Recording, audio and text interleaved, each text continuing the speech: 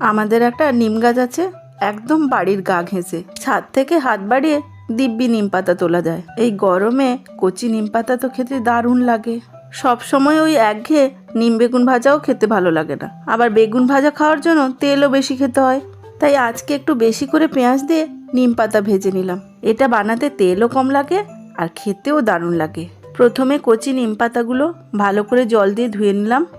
এরপর কড়াই সর্ষের তেল গরম করে নিম পাতা ভালো করে ভেজে নিতে হবে। সামান্য নুন দিয়ে দিলাম। মিডিয়াম ফ্লেমে নিম পাতা মুচমুচে করে ভেজে নেওয়ার পর নিম পাতার মাঝখানটা একটু ফাঁকা করে নিয়ে বাকি তেলের মধ্যে শুকনো লঙ্কা ভেজে নিলাম। ভাজা শুকনো লঙ্কা এক পাশে সরিয়ে নিয়ে 3টে বড় সাইজের পেঁয়াজ কুচি দিয়ে দিলাম। হাই ফ্লেমে পেঁয়াজ কুচি নাড়াচাড়া করে নিম পাতার সঙ্গে ভালো করে ভেজে নিতে হবে। পেঁয়াজ ভাজা হয়ে নরম হয়ে গেলে একটা প্লেটের মধ্যে তুলে নিলাম। আর কি, এইভাবে বানিয়ে গরম ভাতে খেয়ে একবার দেখোই না, বারবার বানিয়ে খাবে। খেয়ে তোমাদের কেমন লাগলো কমেন্ট করে জানিও কিন্তু।